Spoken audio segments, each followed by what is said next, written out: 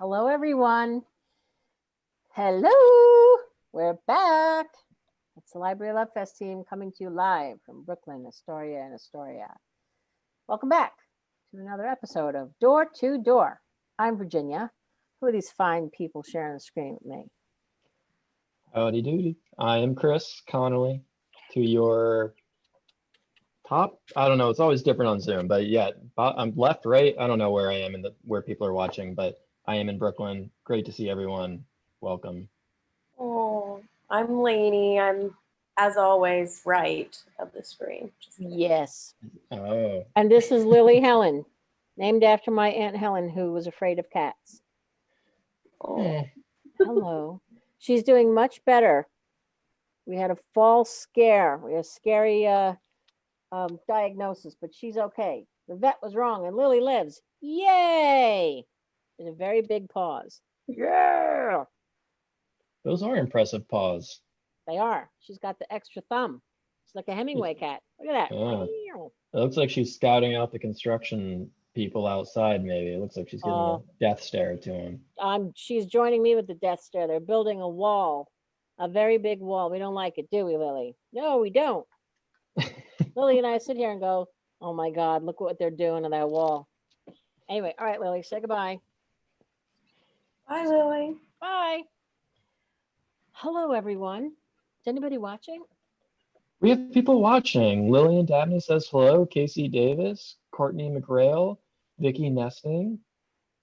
Lillian says, I'm so happy she is better. Yes. Yes, it was close. Well, everything's okay.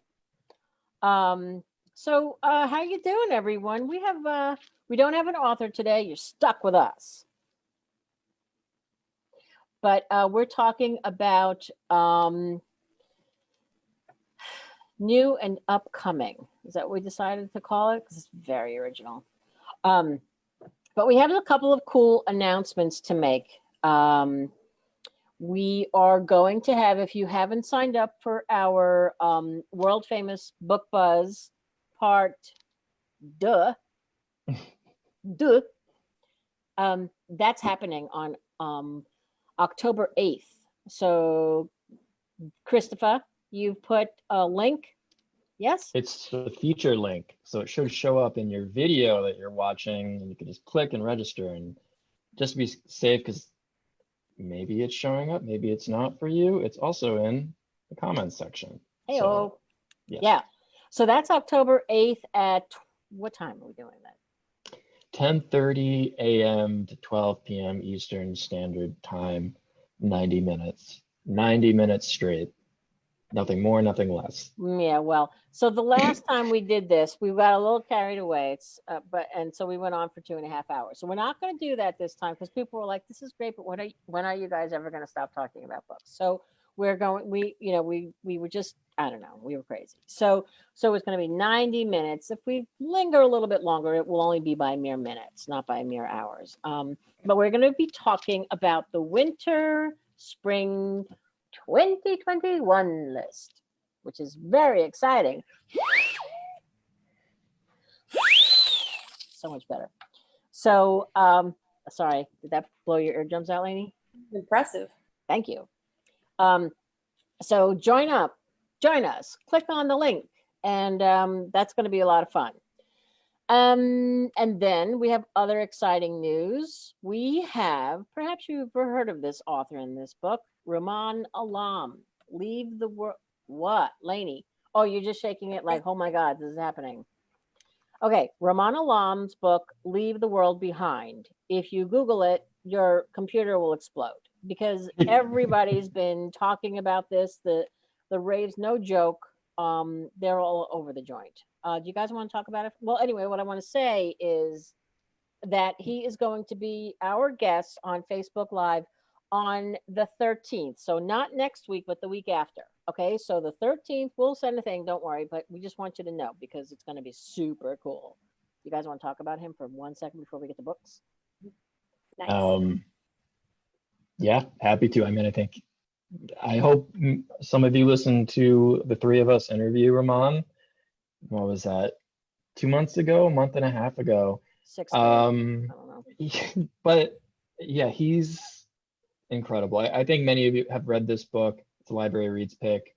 A slight departure for him that I think will put him in an entirely new level of readership and acclaim. Again, long listed for the National Book Award. It's oddly prescient. Did I say that word right? I always want to use that word and then I back off because I'm scared. But I think it you should is embrace it. Impressive. prescient. It Thank was you. impressive. I say But I don't want to digress from really what is important here, which is Ramon's incredible, stirring, oddly timely, literary thriller. It has thriller elements, mystery elements, kind of dystopian elements almost. Yeah. Go ahead, V. No, I was gonna say it's taught. It's taught. It's taught. You know, it's like, what the hell is happening in this book? So in one sentence, it's a white family who goes out to the eastern end of Long Island to rent this home for a vacation, man, woman, and their kids. And they're there a day, I think. I don't remember. I read it so long ago, but there's a knock on the door, and there's something weird is happening with. They have electricity, but they have no communication. Communication has just shut down. And there's a knock at the door one night, and it is this African American couple claiming that they own the house. And sorry, we know that we've rented this to you, but we live in the city. And there's been this shutdown in communication and we had to get out of there. So we're coming here and we hope that you will let us stay in our own home, which we're renting to you. And that's the premise of this very creepy little what in the hell is going on story. It's really good.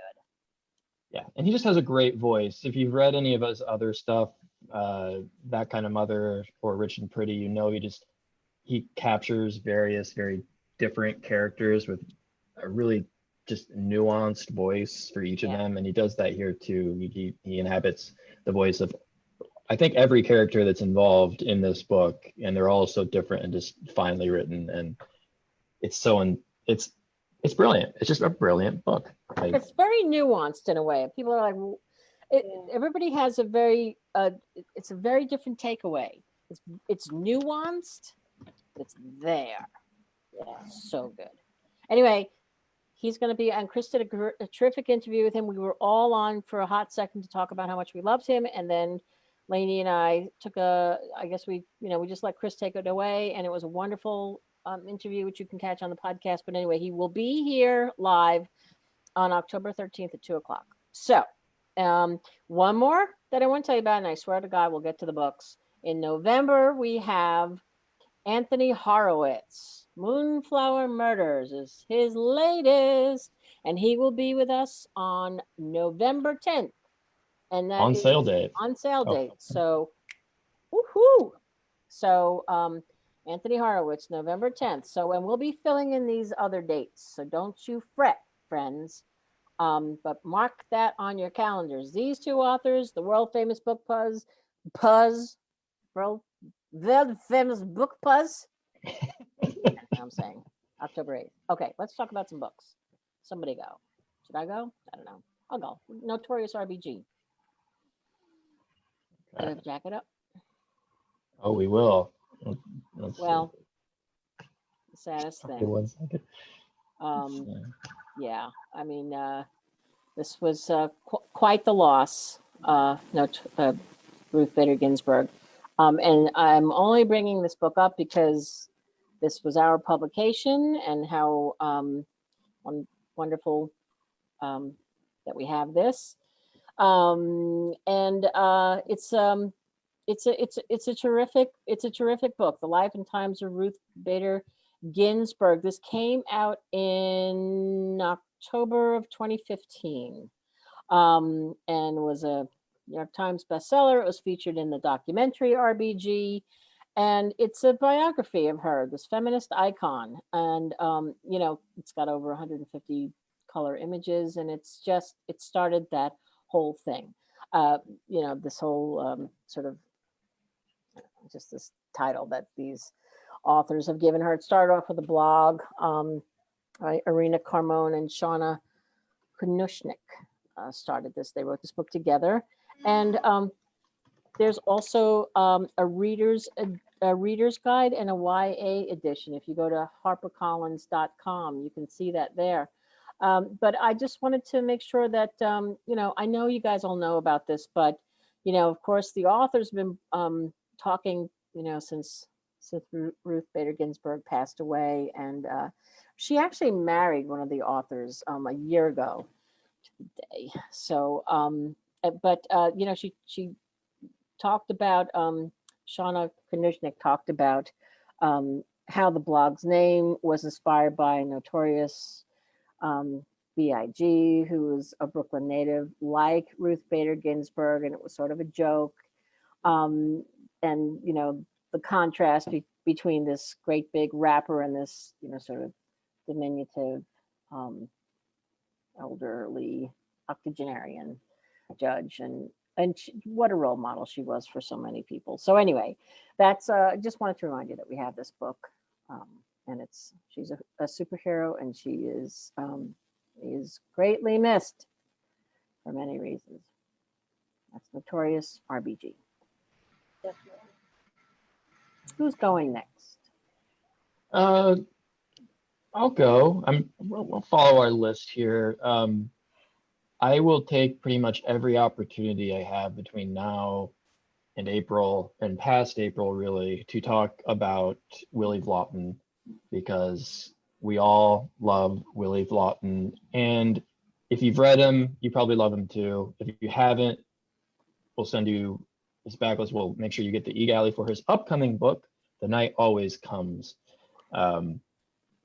Seriously, I've read, he might be the only author I've read all of his titles. I'm kind of in that obsessive realm where I just eat up anything he writes, because it's focused on, the plights of working class folks, people who fall in the margins, people who don't always have the support systems or the economic stability to live what we consider the American dream. And that's exactly what he's exploring in The Night Always Comes. It's about a young woman who's had a hard younger life. She's now grown. She's living with her mother and her developmentally disabled brother, who she takes care of 24/7. It's a full-time job.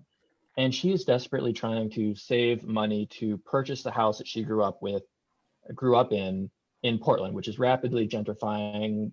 Prices are skyrocketing. And this might be their only chance to ever own something, to claim, this piece of stability. And a fateful decision by her mother kind of forces this young woman to go out and attempt to pull together the necessary funds to secure this house. And so it takes place over 48 hours as she's desperately going through Portland to accomplish this. There's a fair amount of danger, and it's a propulsive novel. I think the ticking clock element adds something new that maybe if you've read Willie before, you're unfamiliar with. But it still has that heartfelt, not overly sentimental, just heartfelt, beautiful language and care that Willie gives his characters. I don't know if I'm ranting. I love this book. So we'll post a link. I think we shared his author video. I'll make sure that's available for you all to watch and rewatch as much as you like. And he's also a musician, so he does it all. I don't know if either of you want to say more about that. Never heard of him. I think they should go listen to was it the first podcast episode we ever did? We took your video from Facebook Live where you interviewed Willie, and that was like really great. And so Yeah. We'll put It's the link fabulous. all the way at the bottom. So Can you good. put the link up now, Chris, while we're talking about it? Because you guys, seriously, it's a terrific conversation between Chris and Willie. I feel like we've talked about this a lot, but I just don't think we can say enough about it. And then Willie plays his guitar, and it's beautiful.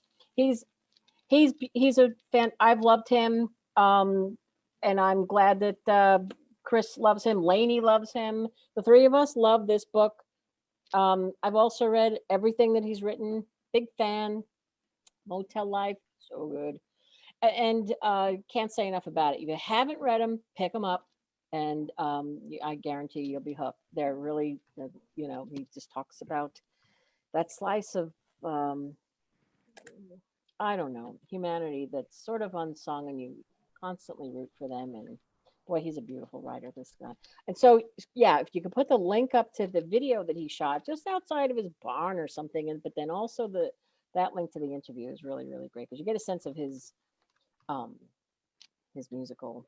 I had never read him before, and you guys are always like Team Willie all the way, and so this one came and Yeah, really special. It's really like great. I get why you love him so much. Yeah, yeah. Another book that's coming out that is I'm very excited about Russell Banks. Russell Banks's new book coming out in March of 2021, and the e-galley is available. So click it and read it, and love it too. It's called Foregone, and it is the first novel in about 10 years. Love that jacket. Oh. And this is about a man who is Leonard Fife is his name. He is a Canadian American. He's a documentary filmmaker, and he is dying. He's in his 70s. He's dying of cancer, and he was a draft dodger. So but he's this famed filmmaker, and he's agreed to this final interview. And I tell you, as soon as you start reading this book, he's getting ready to be taken. This is being filmed in his home, and it's so atmospheric, and you can see this as a film. I can see this as a film so easily. He's being wheeled in by his aide, and there's just this running it's a dialogue, but there's no, I don't know, it's just got a wonderful flow to it. There's a great voice there. It's his voice. It's obviously Russell's voice, but I keep picturing Russell as Leonard Fife, and it's really beautiful. But the thing is that he's got his former students there, because all these people here who are putting together, accomplished people now, who are putting together this documentary. He's agreed to do it, but he wants to set the record straight on who he really is, and he wants to sort of demythologize, because they hold him on high, and he is going to tell them his whole story. His wife is there, and he's out to sort of set the record straight. And it's all about memory, and it's all about I don't know, just sort of um,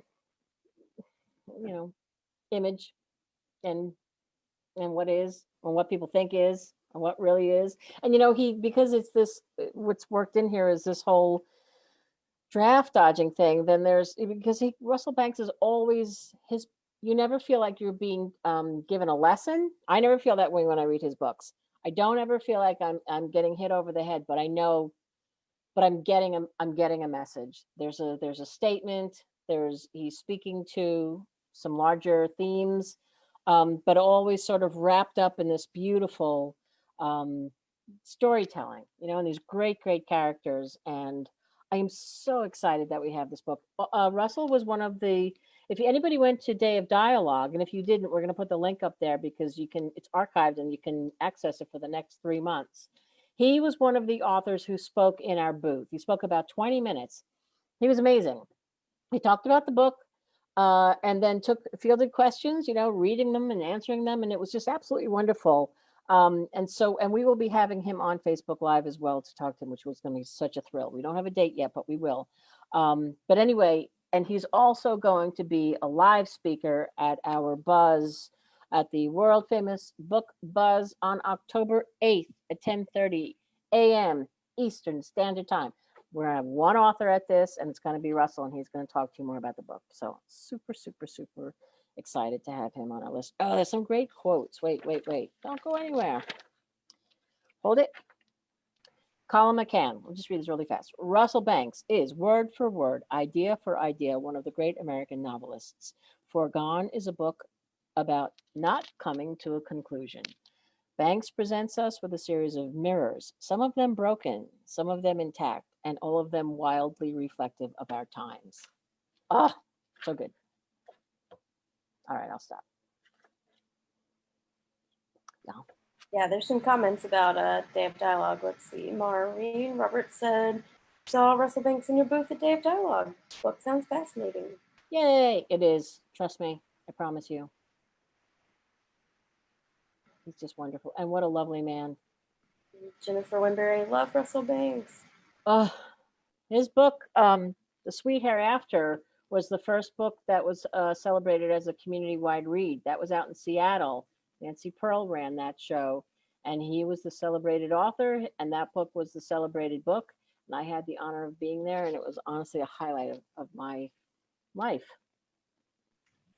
Jennifer was sad she missed Russell, I think if I'm reading this correctly, at Day of Dialogue, but I guess this was an early birthday present to Jennifer, right? Her birthday. Yes, it is Jennifer's birthday. We have that written down, and we got Russell just for you, Jennifer, to speak live at the world famous Book Buzz Part Duh.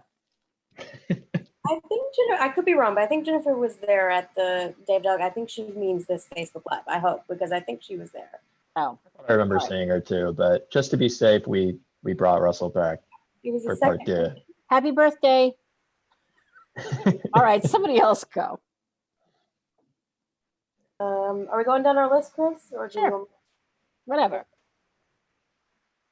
Oh, you're on mute, Chris. Am I up now again? Let's see. Call baby or whatever. Either way. All right, Any- yeah. Yeah. Let's see. So Call Baby, which is Morgan Jerkins' first novel.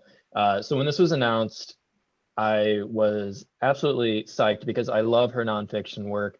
This will be my undoing and wandering in strange lands. She's a brilliant author. She's just very inquisitive and asks questions that few would think to ask. She's a cultural critic, and she really explores the Black experience in America, which is always timely. Of course, 2020 has brought a lot of this to the front, and if there was any voice that I would trust on this issue, Morgan is top of the list. She's really brilliant. So this is a novel by her. I think I have the jacket, which is beautiful, so I do want to share that. Let's see. Let me check here. There you go. All right, so Call Baby. This is coming in April. And again, this is a novel, and this takes place in Harlem, and it mixes kind of mysticism and Black and African American folklore in America, and mixes that with these really wonderful, vibrant characters to tell this story of this mother, desperate mother in Harlem. She's tried to have a child many, many times. She's failed. But finally, at long last, she is able to become pregnant. She's decently far along, but she's terrified about the risk of losing her baby. So what happens essentially is everyone knows about this family that's living in Harlem. They're kind of rumored to have mystical powers, and no one knows exactly how they came about it, but they know that it's involved with call, which is like this special layer of skin which imbues you with, again, kind of like special powers. So this is for fans of like Ta-Nehisi Coates and Jacqueline Woodson for sure. But essentially what happens is this mother makes a deal. She doesn't know what she's getting fully into, but she makes a deal with this Melancon family that has this, again, this secretive magical call power. And this sets off a series of events with far-reaching implications, and you follow this family, you follow the daughter as certain truths come to light. It's just so rich, and I think Morgan's beautiful writing voice, you see in her nonfiction, translates beautifully to this novel. So I think this is going to be big. I think it's going to be very, very big. And yeah, I'm in the midst of this novel and I adore it. So it's coming in April for Morgan Jerkins. Definitely check it out. The eGalley is available. I'll post a link in the comments. Cool. I want to talk about Confident Women by Tori Telfer because I'm obsessed with this author. If you haven't read Lady Killers, which was her book before this one, I think she's probably one of, like, personally, one of the best true crime writers that I've ever read. And I think I had an opportunity to email the other day. I had to stop from fangirling because I love her so much. But she just makes true crime, like she breaks certain aspects of it down and she puts it in these really like immensely readable sections. So even if you're not big into true crime, I think that you would just flip right through it because she makes it such a personal thing. It's not about like a tragedy that happens to someone. It's not about something bad. It's about like the psychology behind it, if that makes sense. So this book, Confident Women, so Lady Killers, it was about women serial killers and or murderers. And then this one, Confident Women, is all about con artists, women, female con artists, and like why we're so obsessed with them and why we kind of secretly might want them to kind of get their comeuppance. Why do we root for them a little bit? And I won't spoil that because that's a really, really cool revelation in the book. But she breaks it down into different kind of types of con and these women that are bringing them, I mean, historically all over the place. And she breaks them down, and then she, at the beginning of each like section, she has a list of like weird things you might see throughout the chapter. Like I have an example because I would never be able to. So like the first part is called the Glitterati, and it's 3 women and their big con, including the first person she talks about is a woman who might directly have to do with Marie Antoinette's downfall and nature and her demise, and it has to do with a necklace. Really, if that intrigues you. A lot of, and history buffs will love it too. So it says like the women's names, and it'll say miscellanea, 1 hot air balloon inspired product, 8 grand pianos, 647 plus diamonds, 1 fake queen, 2 fake fathers, 1 real fainting spell, numerous fake fainting spells, 1 soldier who loves calligraphy, and it just goes on. So you can kind of follow throughout the section, and when you get to the end of that list, you're like, oh, I remember that being in the list. So that's kind of a fun element too. But you like dive really deep, and you get to know all about these women. And you know, it's not just about this long con that they're bringing off. It's not just Elizabeth Holmes and the terrible things she did. It's told from a perspective of why these women do this and why they feel this compulsion to con people, and in a way kind of like getting away with it becomes an addiction, so that they can kind of see how far they can push it. And you do learn a lot about really terrible backstories, and you really feel terrible for these people. But I think it's something that I'm never going to forget. I quote Lady Killers all the time, and people are probably really scared that I know a lot about arsenic, but she's just such a great true crime writer. And I think, like I said, if you're like, true crime's not for me, this is the perfect entry into that, because if you like history, or if you just like the like human psyche, this is a great marriage of all of those things. So I hope you download the eGalley and try it out. It's really good.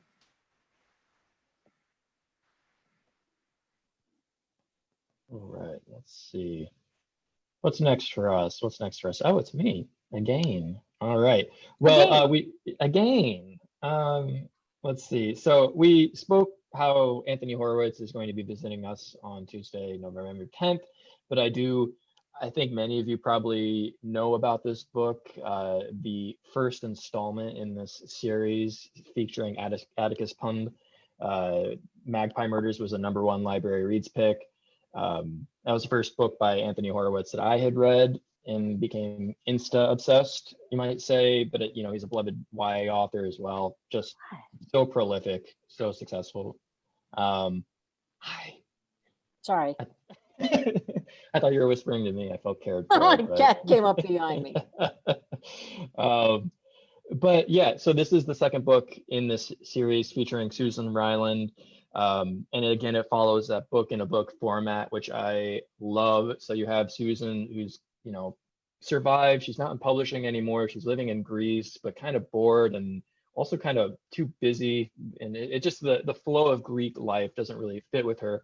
And this family walks into the hotel she's running and says, there is a murder that took place in our hotel years back. And they think that this Atticus Pund series, one of the books was based upon this murder. And they also believe, or at least some of them believe, that this book, based on the murder, has clues towards the real life murderer. They arrested someone who was working at this hotel resort, but they don't necessarily believe he's the right guy.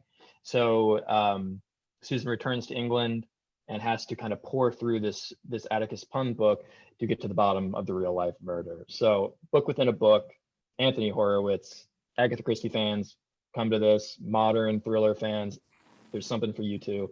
It's just brilliant. And today's actually the last day to vote for it for library reads. So if you were holding off on doing that, go right ahead, submit your votes, but also just give it a read because it's so much fun.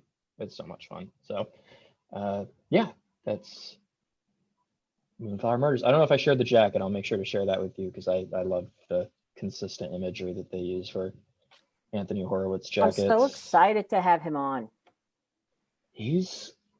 I remember he came to the video studio to record a video message for librarians. I think he did it in one take, and it was the most eloquent, heartfelt, genuine, beautiful message I've ever seen an author record. So yeah, he's fantastic. Great. Yeah, he means what he says, you know. Yes, indeed. So that's me, and I think next up is Lainey. Lainey Mays. Oh, Are there still people watching? Let me take a look at you. If you're still watching, please comment, let us know. But yes, we do have people. Don't still forget, with people, us. we're going to be doing spooky reads on October 27th. Lainey, I don't think I told you that yet. Oh, Spooky read. yay. Well, we're also doing spooky reads. Maybe we should tell them. Yeah, do.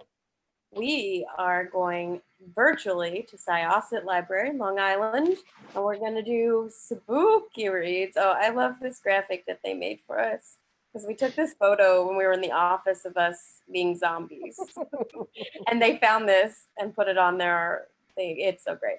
I can't believe they found that image. That's pretty old. I'm like, I forgot we did that, but sure. Yeah. So I will put a link to this Zoom thing so you don't have to type it in just a second, but it's going to be really fun.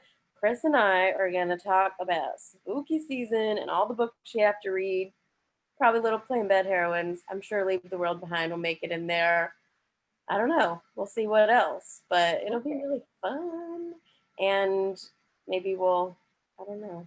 Give away some books. Who knows? Oh, I will give it away now. I have fun earrings for you guys that I will bring out that are spooky season earrings. So that's not enough reason. Okay, moving back to books. Yep. Okay, let's talk about Kate Quinn, The Rose Code. So we love Kate Quinn and we love historical fiction, and this is another World War II story. This has 3 female code breakers at Bletchley Park and a spy that they have to kind of root out after the war is already over and see maybe if they turn their back on them. She always is really great at espionage, and I think that this shines through in this one as well. So we have 2 time periods. We have 1940 when the war is happening, and all these 3 women are in England and they're going to Bletchley Park and they're going to be trying to train and break German military codes. And then we have 1947, so after the war, the royal wedding of Princess Elizabeth and Prince Philip. Watch The Crown, perfect for you to jump right into that story. So people were kind of brought together for this wedding after the war. Everybody feels like this is what they need. And as these 3 friends kind of have to come back together, they've turned a little on each other after they've been in the war. And so now they're made to reunite, and there's a mysterious encrypted letter that brings them together, and it's a key that's going to bring some long buried secrets from the war to light that maybe had destroyed their friendship. So maybe if they can decide if someone went against them, they can put their friendship back together. And this mysterious traitor has come from the shadows, and so they all have to just put it aside and remove the code that they put against each other not to work together and find them. It's gonna be great for book clubs. Of course, World War II, like I said, we love this, but also a unexplored moment of World War II history. You know, if you've seen The Imitation Game, that's kind of the feeling, the code breaking and not being able to figure that out, and not letting the Germans understand your code. So like I think that movie when I think this plot. And it's multiple. It's based on multiple true stories. So another thing that Kate does really great is putting true stories in there, so you learn a little bit as well.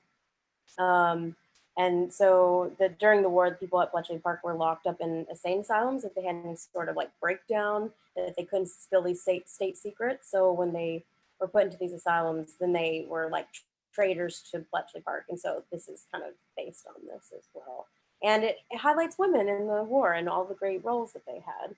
But also, you know, Prince Philip is a big part of this. And if you watch The Crown like me, you always want to know more about his story. And this is going to fill that void. So that's The Rose Code by Kate Cohen. And speaking of, The Winds Are Not. Do we have that jacket? By S.J. Bennett. S.J. Bennett was a speaker at Day of Dialogue. And this is the first book in a new series. It's a crime series in which Queen Elizabeth II is secretly solving crimes while carrying out her royal duties. So this is perfect for fans of The Crown. So it's really sweet. Okay, first of all, I'm going to tell you that the editor of this book, and you guys, you could totally back me up because you're in this meeting. So David Highfill is the editor of this book, of this series. This is the first one. And honestly, when he gets super jazzed about a book, my ears are on fire because he gets so passionate about his projects. He's the editor for Greg Iles, for Wiley Cash. He's just what they're all wonderful editors. We have great editors, but he's also my friend. So maybe I'm a little partial, but I'm telling you, he's always got his finger on the pulse. And when he presented this book to us, I mean, it was like I was making notes like crazy because he could not stop himself from talking about this book. And then when the author S.J. Bennett spoke at Day of Dialogue, which again you guys can get because we put the link up there, she was so charming. She lives in London, Natch. And this is a story about the Queen. It's 2016, and it's in advance of her 90th birthday celebration. And there's a guest is found dead. They're preparing, the castle for the big jubilee, and one of the guests is found dead in one of the castle bedrooms. And it seems as if it was a young Russian pianist who strangled himself, but they say it was a badly tied knot. And so MI5 thinks foul play. And so she leaves the investigation to them, but her suspicions point them in another direction. So she doesn't want anybody knowing that suddenly she's become the super sleuth, but she's checking it out and she's doing her own investigation. So it's got warmth and charm. I will tell you, if you go to Edelweiss, there is a really cool letter from David Highfill, the editor that I mentioned.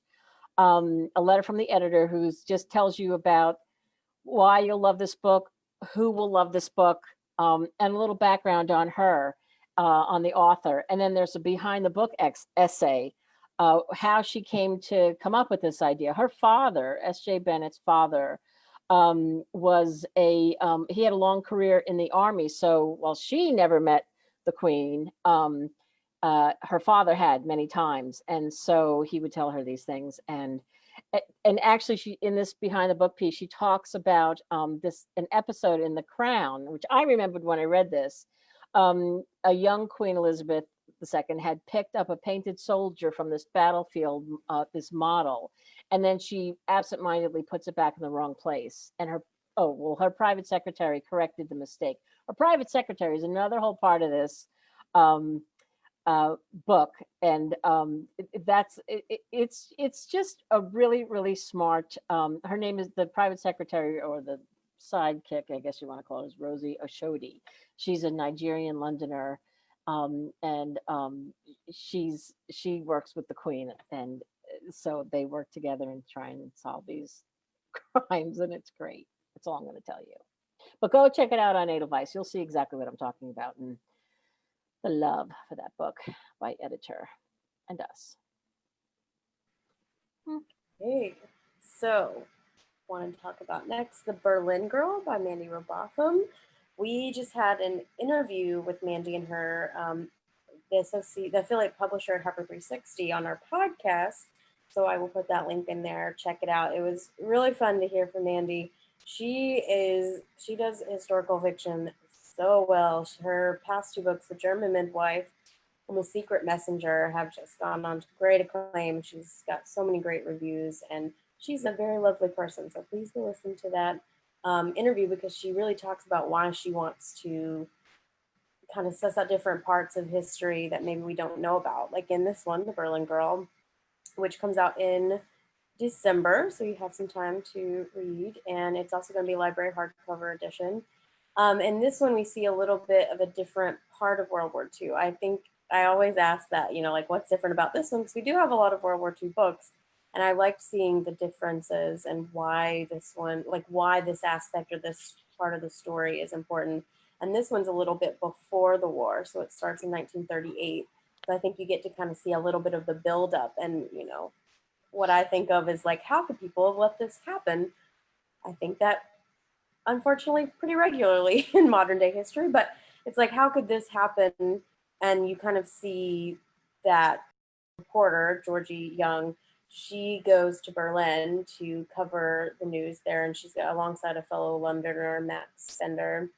And so she kind of knows it's the eye of the storm. She knows a lot of things are happening, but she doesn't really know how bad. And they get there and they soon see, red flags, Nazi flags going everywhere. And they didn't really realize how ingrained it was in everyone's day to day. And so tensions are rising. She soon decides that she and Max have got to act. She's got to help put her life on the line to try to help where she can, because she sees how bad it can potentially get. And she starts to uncover really unspeakable truths that are happening under everybody's noses. So, it's a great duo kind of fighting for the right thing. And like I said, she knows historical fiction so well. And I hope that you listen to the podcast interview, because I think you get a lot more background and historical detail of what she's put into these books. So I will put a link to that as well. And that is The Berlin Girl by Mandy Robotham.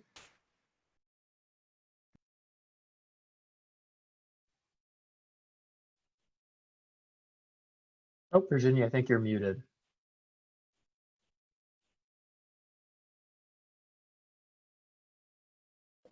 There I am. You have no idea, people. All right. Where are we? Okay. What are we down to? Sparks Like Stars and Souvenir Museum. Is that correct? Bringing it home. I can't believe how many we got done in an hour. All right. Sparks Like Stars. Who doesn't love Nadia Hashimi? Raise your hand. I see no hands, because you love her, because she's amazing. She wrote The Pearl That Broke Its Shell, The House Without Windows, When the Moon is Low. And she went and wrote a couple of kids' books. Now she's back, and she has got a book here that is a real barn burner. It's an Own Voices story about atrocity, trauma, identity, and mercy. Nadia Hashimi is a fantastic author. Seriously, let's back up for 1 second. The Pearl That Broke Its Shell, The House Without Windows. Honestly, if you haven't read those, do check them out. She's a gorgeous writer, and they stick with you, these stories. This is about it's 1978, and a soldier, it's in Kabul, a soldier saves the life of a 10-year-old girl while the rest of her family is murdered in a political assassination. An American diplomat adopts the girl and raises her in the United States. Fast forward to 2008 in New York. That girl is now a doctor, and she sees a man who she never expected to see again. The elderly man before her is the soldier who saved her, and who may have been the person who murdered her family.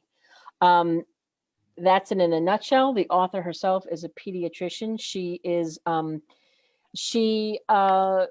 I'll just tell you a little bit about her family. A little background. Wait a minute. Don't go away. Okay, her parents left Afghanistan in the 70s before the Soviet invasion. In 2002, she visited Afghanistan for the first time with her family. She lives with her husband, an Afghan-born neurologist, and their 4 children in DC, where she works as a pediatrician. How this woman does everything that she does. She has been to the ALA several times. She's a huge supporter of libraries. She's a terrific speaker. She's a fabulous writer. And just these very compelling, heartrending stories. They paint a very authentic picture. She knows of what she speaks. And so Sparks Like Stars, I tell you, when they told us that she was back with another adult book, I was really, really glad about that, because her previous books have been so fully embraced. So if you, as I say, if you haven't, let me know. We'll send you whatever you want, because you need to read her. If you haven't, and you will love her. That's all I can tell you. It's yeah, she's fabulous. What's my last one? My last one is, hold it, don't go anywhere. I forget. Oh, there it is. No. Hold on one second, please. One moment, please. Somebody sing a song. Oof. One time Seal looked at one of my Instagram stories, so I've been thinking about Kissed by a Rose a lot. I love that. Are But I'm you not going to try to joking? sing it. No, a couple times. I think he's into photography a little bit, not a little bit, a lot of it. And so, like any sane person, I religiously check who looks at my Instagram stories. And I saw Seal. I'm like, oh, a Seal fan account. Looked at my Instagram story. No, it's Seal. It was Seal himself. That's Really? Yeah. All right, Chris. Start hanging out with him virtually, and then get him to be your friend.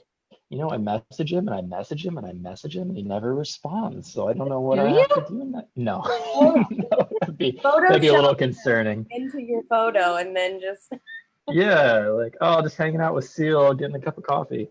Oh my God. That's pretty cool, Chris. I feel pretty cool. Thank you, V. That's Yeah. have a. Did he give you his seal of approval? Oh! That joke sealed the show. Is that? Come on, lady. All right. I wish Bette Midler's very big on Twitter. I wish she'd retweet something I tweet, except I never tweet anything. All right, last one. I have to take that. Souvenir Museum by Elizabeth McCracken. I know you guys are excited. It's coming out in April, so a little bit of time, but available on Edelweiss. This is the author of Bowl Away, and Here's Your Hat, What's Your Hurry, which was a collection of stories, and this is a collection of stories. This is Souvenir Museum, and it is it runs the gamut. Okay, so I'll read you a little bit of what these stories will deliver.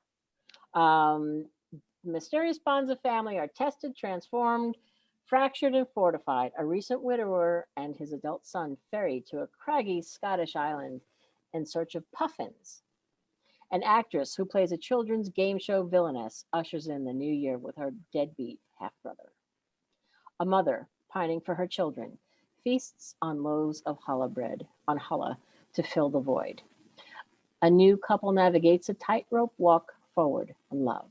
And on a trip to a Texas water park with their son, 2 fathers each confront a personal fear. With sentences that crackle and spark and showcase her trademark wit, McCracken traces how our closely held desires for intimacy, atonement, and comfort. I'm not going to read any more because I hate when we do that, and we never do. But, how do you describe a bunch of stories without reading copy? Because that's what they are. They're wonderful stories. And in the hands of Elizabeth McCracken, you can't go wrong. So this is coming out from Echo in April, and super excited. I mean, God, who didn't love Bowl Away? That was her first book with us, and it was a national bestseller. And The Giant's House, that wasn't ours, but that was a National Book Award. She was National Book Award finalist. Niagara Falls all over again. Oh my God, she's so amazing. Should have her on. That'd be so cool. Yes, let's do that. Okay, that's happening. That's it, you guys. It's 10 to 3. We got through a bunch of books, and I don't know, is there anything else anybody wants to say? Just reserve your spot for October 8th. That's gonna be It's gonna be a lot of fun. It's going to be a Lollapalooza. It's going to be a library fest palooza. I was just going to mention quickly because it just came out, but Didn't See That Coming by Rachel Hollis. I won't spend too much time on it, but just know that it's very different from her usual girl books, Girl Wash Your Face, etc. So this is about a time in her life when loss was present, and in the world when loss is present, and how you can get through and transform what your life is without, throwing away all of the loss. You got to live with it too. She spoke to us actually, and it was a really great. She just spoke to the sales team, and I was so endeared by everything she had to say, and I felt what she was saying was just so from the heart, and she carries that through in her writing. So just a quick reminder that one, it just came out, and it's a small book, but a mighty book, and let you know about that. And then tomorrow's Instagram takeover, that is exciting. Amy Chan, she spoke at Day of Dialogue, if you had a chance, or you're going to have a chance because you can go see it later. She was great. She spoke on this nonfiction panel and about self-help, and I don't know, she had one of those presences where you were like, I don't know, but I want to hear more from you. Like you felt energized at the end of her talk. And so she has this whole breakup boot camp, like getting through heartbreak, and it's very fun. And she's going to have you're going to see her writing desk, but she's also going to do a Ask Me Anything relationship advice. So you can do that on our story. She came up with that idea, and we're really excited to have it. That's cool. Yeah, Harper Library tomorrow all day. You can see posts from her and ask her some questions. So, yeah, don't forget, you guys, go to Day of Dialogue. We also had Nancy Johnson, the author of The Kindest Lie, which is getting a lot of buzz, and she was phenomenal. She was our other speaker in the booth. So we had a lot of authors at Day of Dialogues, but she was so there were panelists, and then it was Russell Banks and Nancy Johnson, and she was just wonderful. We'll have her on too, because this is a beautiful story, really cool, and for the times. So interesting how these books are written, and it almost feels like whenever they're written, they apply. Isn't that weird? But like Ramona Lamb's is very strangely timely, and of course she wrote that long before the pandemic, and I don't know, it's just crazy. Oh, thank you. So a few months ago, I interviewed Marlo Thomas and Phil Donahue to talk about their book, What Makes a Marriage Last, which is quite the undertaking. They interviewed 40 couples about their longstanding marriages and how did they make that work. And it was interesting because not only did they have, they sort of ranged in the fields. Their fields were politicians, and there were artists and entertainers and writers, and they were also, these couples were together for all different lengths of time. Jimmy Carter and Rosalind Carter, I think they were the longest couple that had been married. So there's a whole big range there. But I thought it was really interesting that they had done this book. But I also thought it was kind of cool that, like, how did this get done? So I was talking to their editor, Shannon, about this, and she explained to me how this, because they went face to face. Nothing was phoned in. They went to every single author, every single couple, and interviewed them, which I thought was quite Herculean a task. And so I spoke with the editor for a little bit, and so there's bits of my conversation with her, and then highlights from the interview. So can you show that again just for one sec, you guys? Yeah, just some highlights from the actual interview, which is on Facebook. And also all of our Facebook Live stuff is on YouTube and on Facebook, blah, blah, blah. But anyway, yeah, so editors unedited, What Makes a Marriage Last, my conversation with Shannon Welch, the editor, and then excerpts from the interview with Marlo Thomas and Phil Donahue. Pretty cool. Yeah, and there's links to the video and our show notes. So Oh, you great. can get there if you go to SoundCloud. Cool. That was a really great interview with Shannon and Marlon Phil, Virginia. Yeah, thanks. I learned a lot, you know, like how do you even begin to do this? Think about it. It's a lot. Anyway, that's a great resource, that book. So is Nancy Pearl's book, which I finally got in the mail. Nancy Pearl's book. I finally got it. I ordered it and it came and it's beautiful. And the Writer's Library. So cool. So if you haven't checked that out, do. And I think that's it, you guys. It's 3:00. So thank you all for checking in. Hang on 1 second. Might as well show it since I have it. Woohoo! So good. And we hope that you're well. Stay well. Keep staying well. Stay sane if you can in this crazy world. And we'll see you again soon, right? Call us. We miss you. Bye, everyone. Bye. Mwah.